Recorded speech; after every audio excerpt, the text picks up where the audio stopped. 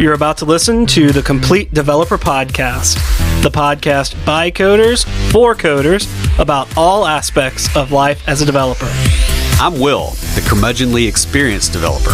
And I'm Beej, the optimistic newbie developer.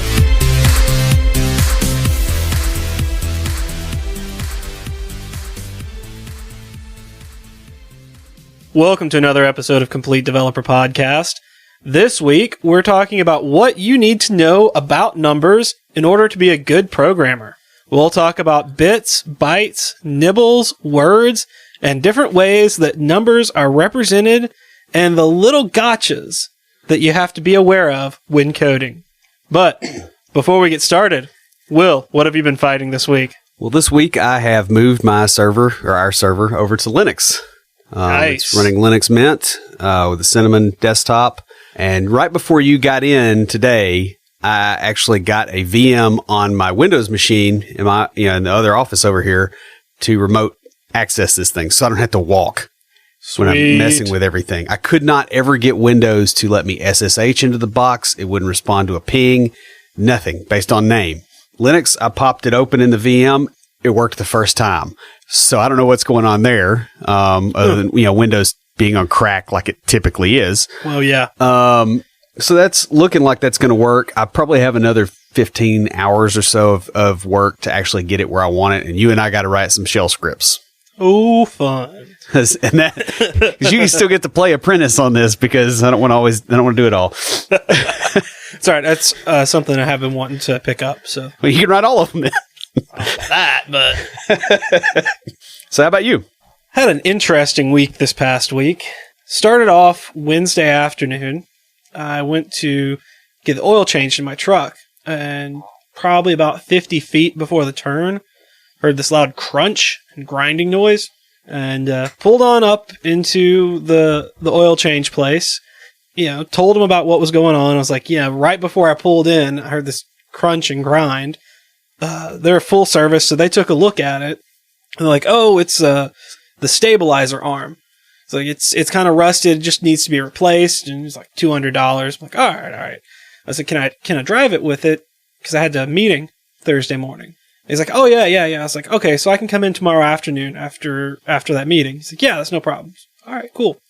So I get the oil changed, go on home, no problem. Start heading to work the next day. Not so much. Yeah, I get on the interstate, and of course it's grinding and stuff. I'm like, so like, what kind of grinding, crackling noise was it? I mean, was it like Rice Krispies, or like rolling over and getting out of bed after the age of 35? The latter. Okay. Yeah, so I'm driving along. I'm like, man, I just got to get to work and then go get it fixed. And I'm thinking I may not drive back to Murfreesboro. I may just get it fixed in Nashville. And then someone honks at me and points, and I look out the side of the truck. I'm sitting in traffic. Yeah. Tire smoking. That's usually not a good sign. Yeah, so I pulled over, side of the road. It's smoking pretty bad, just coming out from under the tire. Called my uncle, who knows a lot about cars and stuff, and he was like, yeah, that doesn't sound like the stabilizer bar. That's not normal operating mode. Yeah. It's like, that's something worse. You need to get a tow truck to come pick you up. I was like, that's fine, because I got tow service. So and it turns out I don't like my vehicle to be on fire. Yeah. As I'm on the phone with him, a car pulls over and starts backing up. Like, pulled over pretty far in front and starts backing up. I'm like, who in the world is... Like, I just need to tell him, hey, I don't need help. I'm on the phone. I figured they would have seen that. And then I recognized the car. Spider. Ah. He was on his way to work. Wow. Yeah. He is handy when he shows up sometimes. He is, I know. Somehow. You never know when he's going to show up. Stuff like that. That was a really weird day, just in general, because we were standing in the parking lot at my work and talking to one of the guys. We'd just gotten back from lunch. We had a development meeting that was basically all of us going out and, getting a decent lunch. And we're standing there, and there's one guy that has luck like yours, which is to say it's either really good or really bad. He doesn't have any in the middle.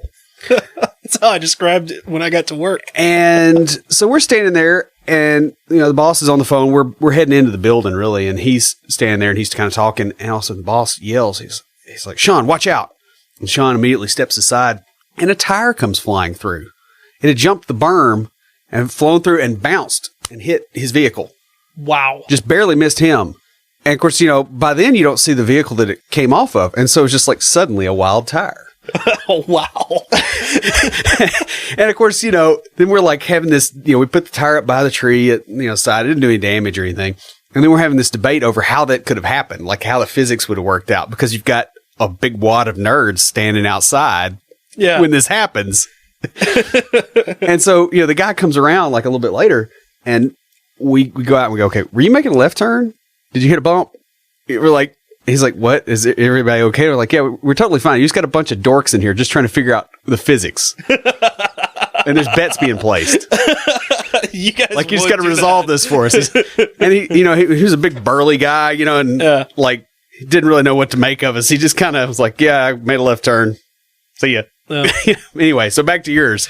So I have it towed back to where I had gotten the new tires put on and told them what was going on. They took it apart. Apparently, when I had gotten the front tires put on, not there at a different place, they hadn't packed the ball bearings right. That had worn down and just destroyed the front wheel assembly totally. Are you able to go after the people that did it before and get them to pay for the damage? I hadn't thought about that. You might look. Yeah. It's been several months, so it may be just like, well, we did it right, and you were supposed to redo this or that. I don't know. Yeah. So, anyways, it cost quite a bit, and it took them 2 days to fix. So I, not having anybody else, called my dad, who lives 2 hours away. He drove down, picked me up, and drove me the 15 minutes home. Yeah. So I could get my bike and ride to work.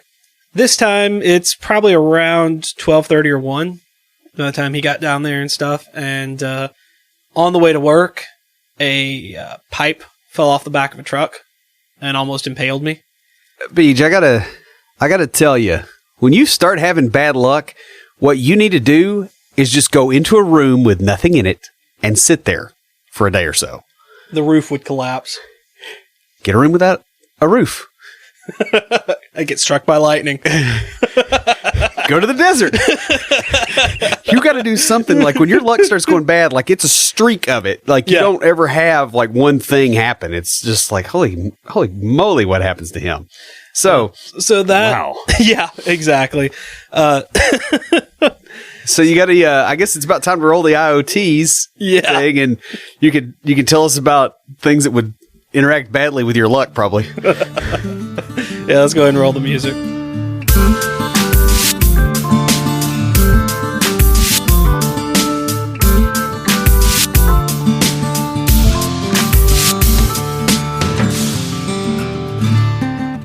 This week for IoTs, I have a service called Smart Living Maker.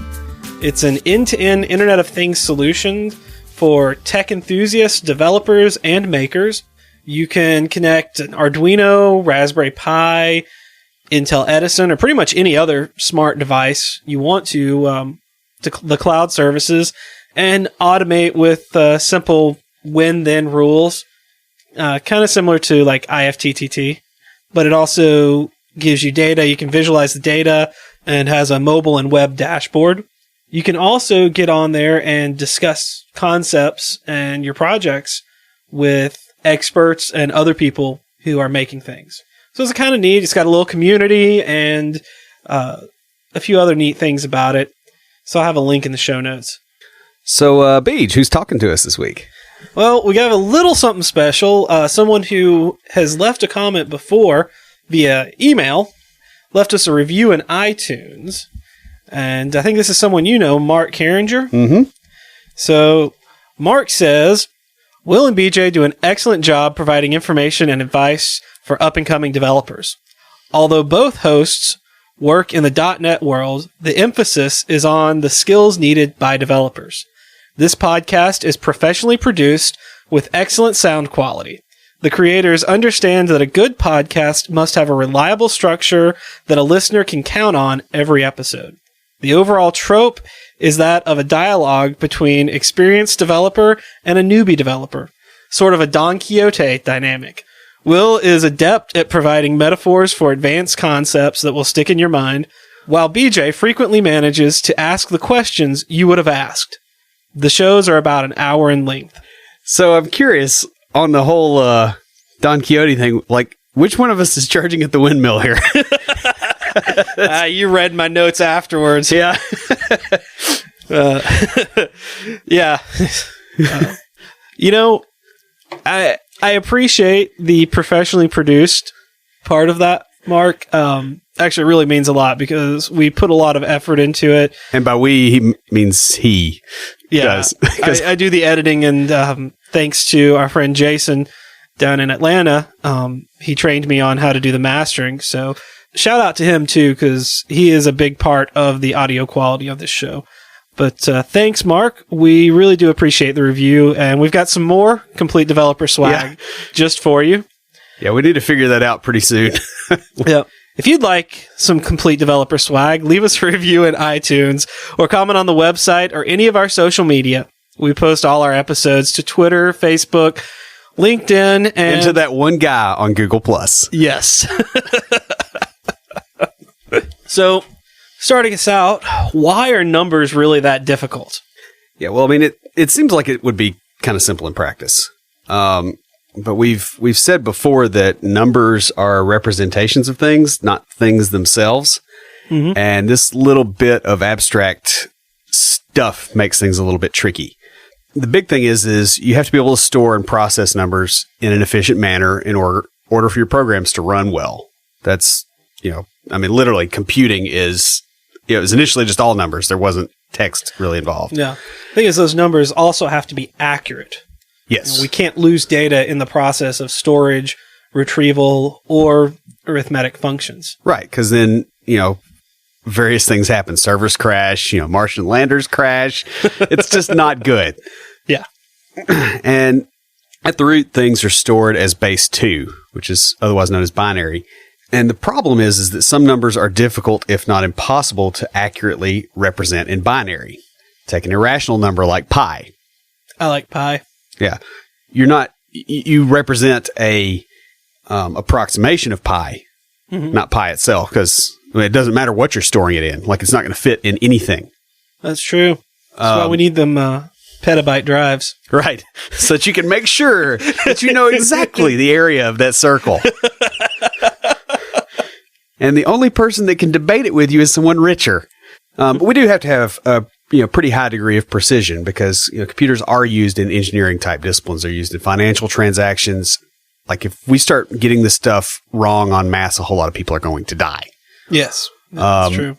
And it's also really bad for the bottom line of companies that you happen to be working at when your software does bad things with numbers and causes problems in various ways. Yeah, because, if the company doesn't make money, they don't have anything to pay you with. Right. They don't have anything to put in your bank account when there's nothing in theirs. Yes. And we got into this with pi before, but our way of storing numbers can be difficult if a number's too big to represent in the area of storage. Now, this is not as big of a deal now as it was, say, 30 years ago, when you were very, very limited and you had, 64 kilobytes is enough for anybody. Yeah. Right. When you had that mindset, it's like, okay, well, how are you going to represent a astronomical distance in something and also have a program that manipulates that data with multiple variables? Like that gets pretty ugly on memory usage. And the thing is, these problems, we've mitigated it by throwing hardware at it.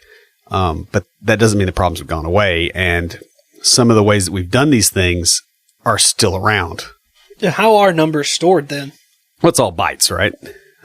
Everything's a byte. Well, everything's a bit or a set of bits. Yeah. So, a byte is a group of 8 bits, and a bit is a value that's true or false. And half a byte is called a nibble. Yes, because someone wanted to be clever, and that was the best they could do.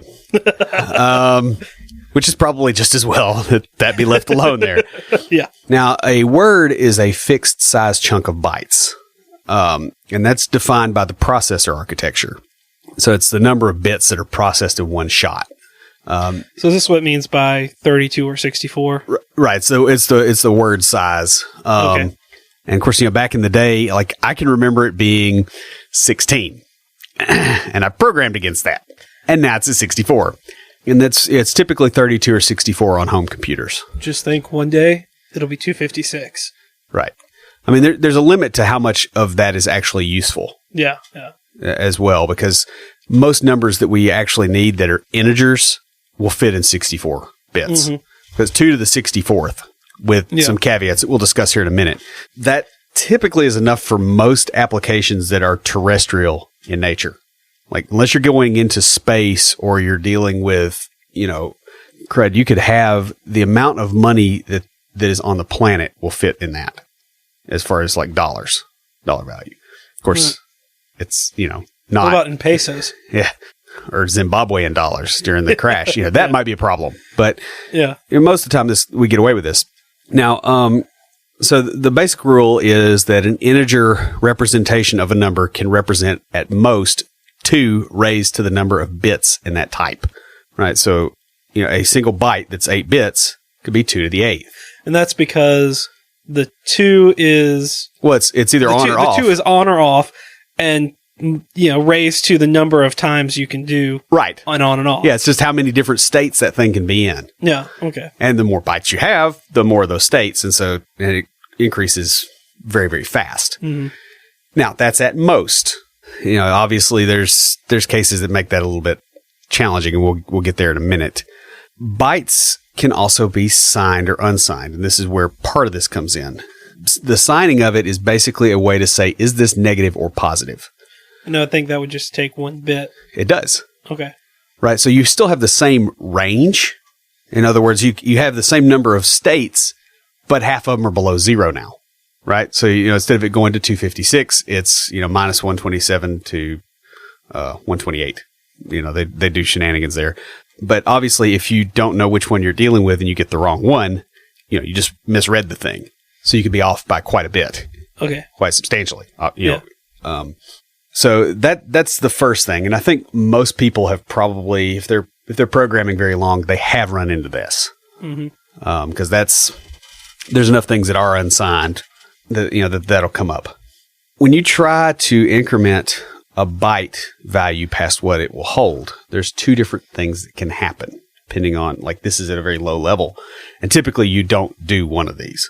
It can throw an error, or it can overflow the value. In other words, hey, it's completely full, now it's zeros. Kind of like in Super Mario Brothers, when you had that, there was one board in there where you could do a little trick to get infinite lives, and it would roll up, and then all of a sudden you get up to FF, and then you go back to 0 lives left. Yeah. That's because that's the way they were doing that counter. Instead of doing all the checks, because it's faster that way. Okay. You just always have a rule for how this thing moves versus going, oh, hey, I'm full. I need to throw an error and do all this other crap on the stack. It's just, nope, just roll it over. You won't see that very often now. So I was thinking of the odometer on like an older car to where, you hit 100,000 and it rolls over. Yeah. Especially, like American cars from the late 70s, early 80s, they didn't expect them to run that long. Yeah. Why would they fix that? That's like a Y2K problem. That's way out there. But, this can happen. Most of the time now you're not going to see this, but it is something to be aware of with some types of systems. And there's reasons that you might do this, right? Like, for instance, if you have a counter that says, okay, once a minute, increment this counter, and every time it's divisible by 4, in other words, 3rd bit from the end is set, then do some action. Well, it's like, well, if it's going to roll over, I don't care, because it's always going to fit within that if it's unsigned. Yeah, that makes sense. And so, like, that's a little bitty optimization that some Uber geek might have made in the 80s. Now people are going to glare at you for doing that kind of stuff unless you're coding in assembler all the time. That sort of stuff happens. You do have to be very cautious, though, just on the off chance of this sort of thing. Very bad things have happened. There was a machine that was called the Therac 25. This is an old... familiar. Yes. Well, you went into medicine. Yeah. This is where bad computing intersected with medicine. You don't want to notice computing's intersection with medicine. No. In general. Not at all. Like, it should be in the background or not there. Well, like, Especially back when I first back then. started. Yeah, I would say back when I first started, I could see that. Now everything has to be electronic medical records and everything. So Yeah. But the Therac 25 was a radiation therapy machine. Now, there was a 1 byte counter that was getting overflowed in the method I was describing to you. And that was due to a race condition. In other words, it's doing asynchronous processing. And if you timed it when it was adjusting one thing and you hit a certain button while that adjustment was happening, that counter got overflowed. Right? It's a software error that caused an interlock to fail. That interlock controlled the amount of radiation that patients were being hit with, and it hit them with 100 times the intended dose of beta radiation. It caused 3 deaths and gave quite a few people radiation burns and radiation sickness. Let alone the long-term effects of that. Right. They have cancer. They have died by now. Yeah. More than likely. This is why numbers are important. It's also why you recently did a kind of a rant for Tricks of the Trade on bugs. Yeah. This is why you need to treat bugs.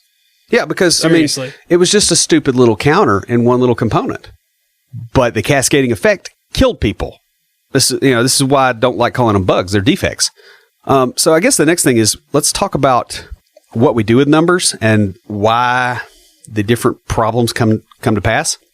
Well, let's start off with simple arithmetic operations. Right. So addition, subtraction, multiplication, division. Long algebra. No.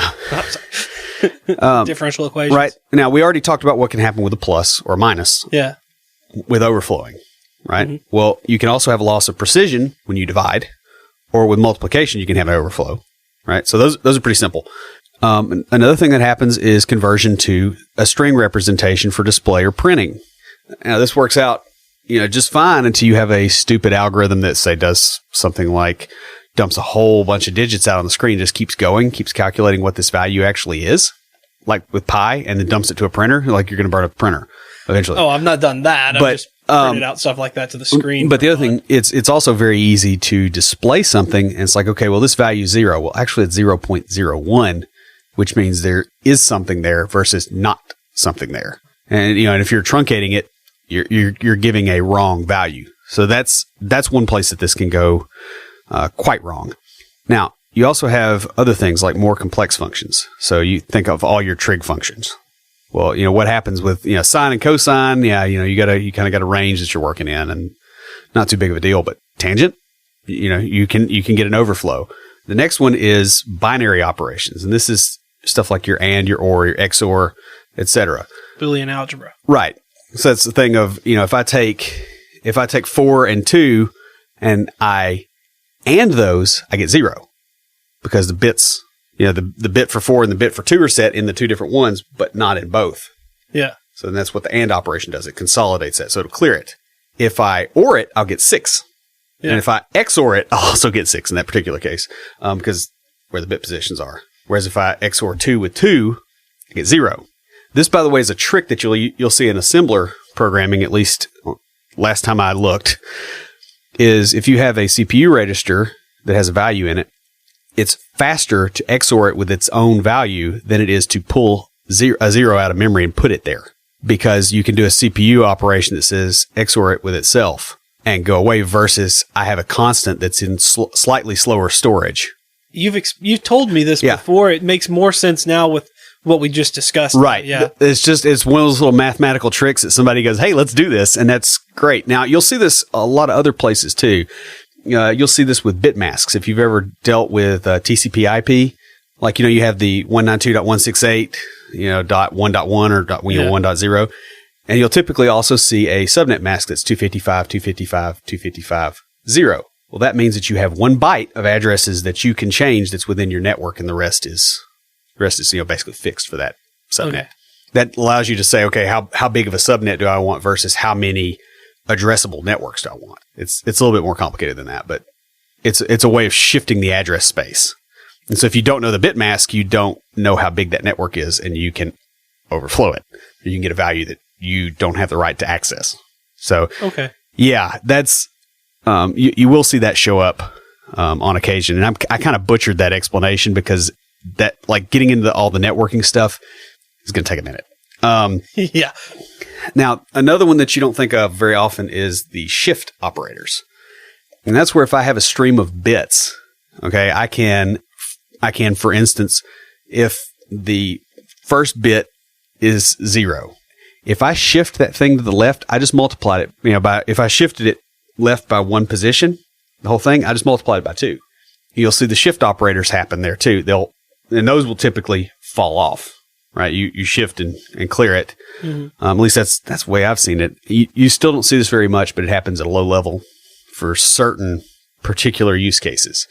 Again, not very common, but there you go.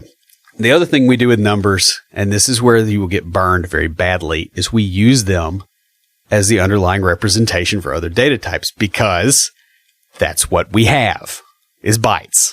That's what we have to use. And so you can have, for instance, a floating point error, but it's in a floating point type that is being wrapped by a date time type, right? And because you have a floating point error and you use this thing in calculations using the underlying type, but representing it as a date time, you can be off by a couple hours. And if you're off by a couple of hours and say it's a trajectory, now you're off by a large. Like this is the potential for a lot of things to compound. Why is every month 31 days in JavaScript? You'd have to ask Douglas Crockford about that one. Because, presumably this is one of the good parts of JavaScript. I don't know. I think that was just, maybe a shortcut thing. That's one of those weird things. So let's talk about first. Let's go into the integer numbers, because they're represented several different ways, and you will see these. Binary, nobody writes things out in binary for the most part, but on occasion it's useful to be able to do that so that you can do bit masks and things like that, so you can understand what's going on. Like in .NET, we just got binary constants in this C# 7, C# 6. I forget which one they were going to release it in 1, and then they didn't, and then they came back, and I'm pretty sure it's in 6. It's coming at some indeterminate point in the future, but we haven't really needed it. Yeah, we've gotten by without it, but you have to be able to convert things to binary in your head, so it's better to have the literal. You'll also see octal. You'll see base 8. And the reason you see base 8 and base 16 hexadecimal is they're both nice shorthands for binary. Yeah, I was going to say that.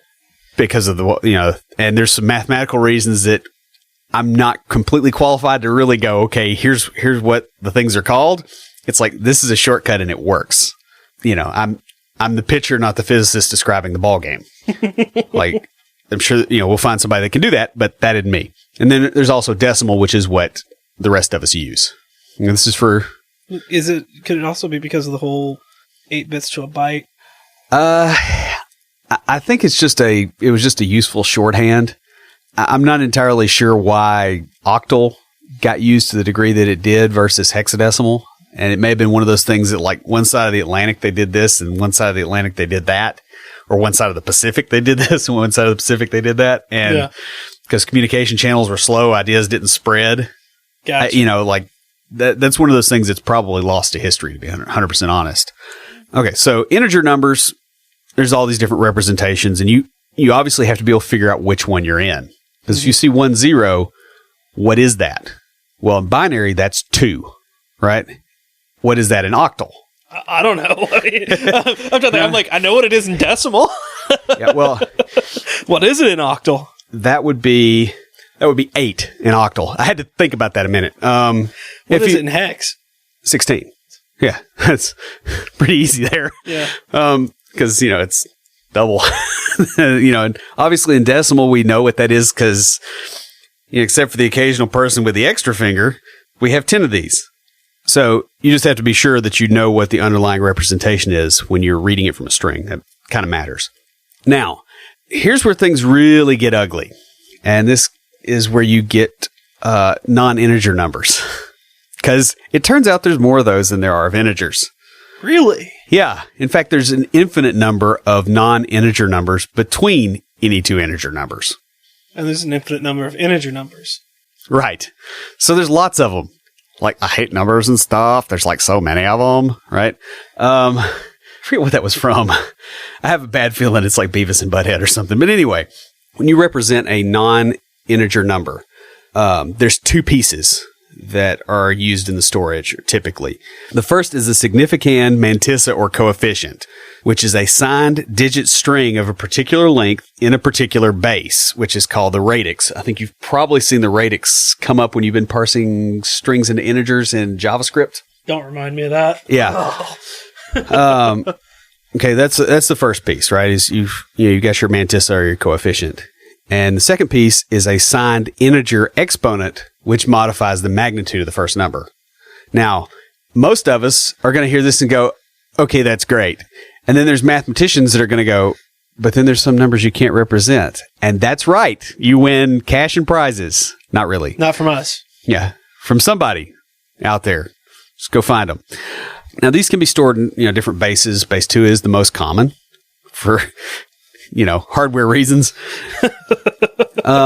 So to get the actual value of the number versus its representation in storage, you multiply the mantissa by the base raised to the power of the exponent. In other words, it's formulaic. Basically, there's a difference between the representation on disk and the representation, what the actual number is. And it's essentially a compression algorithm is what it is. Because you don't want this massive amount of bytes being used for this. Because, okay, let's say that you get past the word size of your processor, which you probably will. Yeah. Well, what's the trade-off between your accuracy and the amount of processing power you wasted getting that accuracy? So this is kind of shorthand. This is why floating point is very, very nasty if you're not careful. The decimal is not stored. In other words, the little period there, it's not put anywhere. It's just a base value and a magnitude type arrangement. And I know that this is kind of hard to visualize. You'll have to look it up. And I put a link here. Wikipedia's got a very good article on floating point representation. If you really, really want to get into it, it's not really necessary to actually know how it's represented, just the fact that it's not represented with perfect accuracy. So here's the stuff that makes this nasty.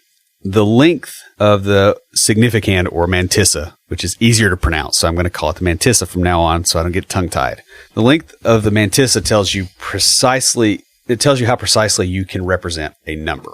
In other words, it's a degree of precision. So it's the same principle if I go, 1.62 times 10 to the 8th, right? That's less accurate than 1.628 times 10 to the 8th. Yes. If I'm going for the larger number. So the length of that, in other words, affects how close you can get to numbers that are way out there. So this is scientific notation. Effectively, yeah, or it's engineering notation. It's that same kind of numerical theory. Okay. Because I'm trying to follow you along here, and it's painful. All right. And so the mantissa is which part of that? The first part.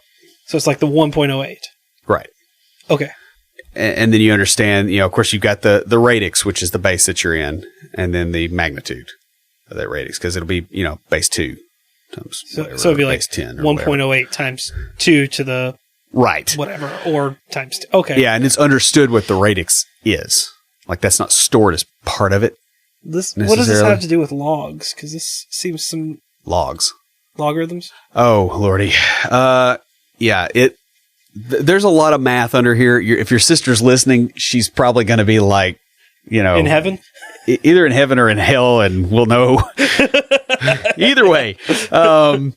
So a lot of this, you kind of have to know that this stuff is there. It's not like you don't count the stripes on the tiger. You just stay out of the jungle. Yeah. Okay.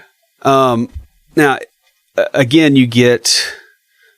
with the fact that the length of the mantissa tells you how accurately you can represent a number, that also tells you the other fact in the mix, which is there's some numbers you can't represent.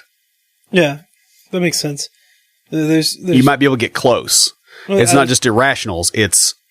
Yeah, there's not a base that you can use to represent all numbers accurately. Right. And I wish we could find like some crazy mathematician that could put things in a way that would really, really get you there. But I don't know how to do that except for just, basically beating your head against a math book for a few years, and then all of a sudden some of these things clear up. That sounds like fun, actually. Yeah. So weird. Yeah. So again, like I said, you can't There's no base you can find to represent all numbers accurately. There's the thing and there's the way you represent the thing. And the latter doesn't completely map to the former. This is what we talked about in that April 1st episode. Mm-hmm. But you can approximate them to a degree of accuracy, which really is all you need anyway. Because if I measure something and it's an inch in length, that's not necessarily an inch. It might be an inch and 1/10,000th of an inch in length. Yeah. Like we deal with this every day. We kind of wing it. Some of us more than others. Well, I'll be honest. If you had a father or a sibling or even a mother that was, into building things, and stuff, or cooking. Well, building things for this example. Okay, goes into building things. One of the things that they say a lot is measure twice, cut once. Yeah, and that's because you may measure it once and get one measurement, and again. And get a different one. Yeah, because all of our measurement systems are inaccurate to some degree. Yes. That's the fundamental deep well that you look into when you start dealing with real world systems. And it goes back into numbers are representative of things. In this case, they're representative of distance. Right. And same thing with cooking measurements, right? Yeah. Well, yes. Because I cooked all weekend, and when it said a clove of garlic, my definition of a clove of garlic is 2 heaping tablespoons of the chopped. But I might be overusing it. So anyway, that's in the mix. Now, some examples. You can't perfectly represent 1/5 in binary base, but you can in decimal. And you can't represent 1/3 in either base, but if you had an arbitrary base 3 system, it's trivial. And this is all from Wikipedia because goodness knows I'm not going to do the math to figure this out. Like I know it's there. The 1/5 I didn't know. It makes sense thinking about it now, but it wasn't something when you were talking about that. But you can get horrendously close to it where it doesn't matter. When you were talking about that, the first thing that popped into my mind was the thirds. 0.33333 repeating. Right. 0.6666 repeating. Yeah. 0.9999 repeating, which is 1. Yeah. Again, the representation is not the thing. This gets better because the way the computer stores these things is implementation dependent, and there are different formats. They're kind of working on fixing that, obviously, over time, because it turns out that this really hurts. It causes a lot of problems. But typically, it's going to be IEEE 754 encoding. If you really want to go look that up, there's a spec. Knock yourself out. So guess what happens when you do arithmetic operations on approximations of 2 numbers and then try to compare the result to something else? I would say you don't get more accurate. Right. You lose accuracy. Right. And it doesn't really matter which one you use, right? Because you're going to be off. More than likely, you're not going to get more accurate and actually hit it dead on. Well, this goes back to... There's probably some weird combination that some math geek with, is going to figure that out and go, oh, well, there's this one case. Let's see. This makes me think of when I was in grad school taking statistics. Right. You have a rate of error. Yeah. Well, you have a rate of error, and you're only as significant as your least significant. Right. Yeah. You basically have a section to which you are confident of the value, and past that, it's noise. If you're not using an accurate enough representation, when you start doing arithmetic operations, you're going to have a drift from perfect mathematical accuracy. Yeah. This gets real important when you're using, say, not a big enough floating point representation for something like, money. Yeah. People have been burned by this. There was the plot of one of the Superman movies and Office Space. Also, Office Space. The rounding error. Yeah. Coming off there. Like, if you can accurately calculate that. And it was Superman 3, by the way. Yeah. Right. That's where this comes from, is this whole floating point representation. Like, that's the story behind that part of the movie. This is obviously worse with engineering calculations. Oh, yeah. Especially when it's some floating point number to some magnitude, and you've got some representation that just diddles with the mantisses of those two and then fixes the magnitudes up, because now you're off by a lot. The other thing that this does to you is that it means you have fuzzy comparisons. So if I go, this floating point number times this floating point number, and I get this other floating point number, and then I want to compare it to this other thing that's just a constant, I don't say, are they equal? I say, is the difference between them less than a tolerance? Because that means Statistics. equality. Yeah, that means equality. No. And as I understand it, in JavaScript, to define these terms, they just add a Y afterwards. Add a Y afterwards? Like after words. Not Oh, afterwards, yeah, like but truthy. Yeah, truthy, falsy. Yeah. Yeah. Well, I mean, and this is true in everything. I mean, I've run into it in C#. Yeah. I mean, there's ways you can do this and end up with calculations that should produce the same number, but that don't because of the representation. So you have to be very, very careful and do a fuzzy comparison, essentially. This also means that you have to be careful when you serialize or deserialize, like you turn into a string and then back, because that inaccuracy is transitive, especially if you're also chopping digits off. It turns out that doesn't really help your accuracy either. So this is the big one I really wanted to hit with this, was the inaccuracy of floating point and the fact that you cannot fix it. Like this is like saying, well, I don't like that gravity pulls me to the ground. Tough. Yeah. Like you got to figure out how to not fall over, and understanding how floating point will do this to you is kind of part of it. It's not a matter of figuring out how to not fall over.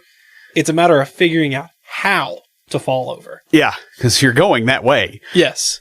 Effectively you're standing up or you're not, but the gravity doesn't care. And it's this way with, it's just a mathematical fact of the way numbers are handled in computers. Like there's just not a way around this.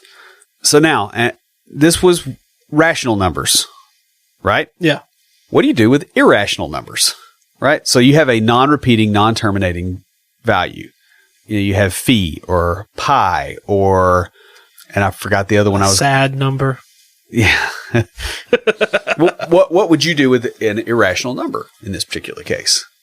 What can you do? A real number at it. You're going to get really fuzzy. Well, what you're going to have to do is you're going to have to find a rational number that's close. And you probably want some degree of accuracy, right? Like, we don't want to replace pi with 22 divided by 7. I've seen that. It makes me cringe. It's close enough for figuring out, like, hand grenade blast radius, maybe. But you really don't want to be wrong on that either. Like, there's not really a place that works very well. Yeah. So that's basically what you're going to have to do, is you're going to have to say, okay, I want it to this degree of accuracy, and you have to take into consideration the type of operations you're going to do on that number that might decrease the accuracy of future calculations. This is where all the numerical analysis stuff comes in, that like comp sci people get fed that we don't want to talk about, because once we get away from it, we don't touch it again. No. We just have this vague paranoia, and it serves us for the rest of our days, and that's all we need. The real point here is that you mostly don't have to have perfect accuracy with numbers when using a computer, because you don't real life. You're accurate to a point, and beyond that, you're not. I mean, if you pump gas at a gas station, you did not get exactly the amount of gas that's shown on the pump. You probably got less because they're wanting to charge you. Well, it's probably gonna round one way or another. Yeah. And the rounding algorithm is based off of a fluid measurement, right? And that fluid measurement has got a degree of error. Mm-hmm. And because my dad's in the gas business, I also know about another thing that's called TEA, and that's the terminal evaporation allowance. Some of that gas isn't liquid. Some of that volume goes away, and it's a very small amount, but it's not there. Some of it coats the inside of the tube after you pumped. I mean, like, you're not going to get exactly this amount. Like, the real world is messy and inaccurate. The only thing that's actually perfect numerically is something that does not exist. You just have to make sure that you're accurate enough so that the rate of your error doesn't hurt you. So you make a trade-off between, storage space, processing time, and accuracy. Those are your three pieces. That trade-off used to be made at a different level than it is now. So that pretty much wraps us up. Before we close everything out, Will, what do you have for us this week for Tricks of the Trade? I do want to kind of get into more of the numbers stuff, because the fact that you can't represent things with perfect accuracy does not mean that you're necessarily stuck. And this is something that is kind of we like to call it a binary mindset, but a lot of us programmers have got a tendency to, we have to know all the variables and be able to project something before we start doing anything. And I just want to throw out there that, that works if you're sending a manned mission to the moon. It doesn't work so well in a lot of other areas of life. Your interpersonal relationships, like you can't really calculate those. Just assume that they're kind of subject to a lot of floating point error and then go on and do things. It's just very important to be able to have a degree of tolerance of some degree of unpredictability. And that's what this is really all about. The numerical processing thing is a part of it, right? We're already dealing with a degree of unpredictability in our computing and in the things that we're representing. We're already dealing with it. So don't get stuck in a binary mindset of, I have to be able to predict everything that's going to happen perfectly or I'm not going to start. And Beej and I've experienced this with the podcast. We'll do stuff like, I want to market it this way. And well, I don't know what kind of results we'll get. And he and I we're the world's worst at this because we'll hem and haw back and forth for like 2 days over how we're going to spend $20. And it's the stupidest thing in the world. And we both do it. And it's because we have that mindset of, I've got to be able to say, I have this input and then this will happen. And then I'll have this output. And the thing is the only thing I know is the input. And I'm not real sure about that. And it's completely okay. Like if we had actually not hemmed and hawed and just said, spend the $20 and then see what happens and then adjust. It's easier to adjust to small errors that happen from doing something than to make something happen with perfect predictability the first time. This is why we do TDD, test-driven development, by the way. That's a project level manifestation of this same mindset. So do something and adjust. Iteration's cheap. Planning is not. That's all I got.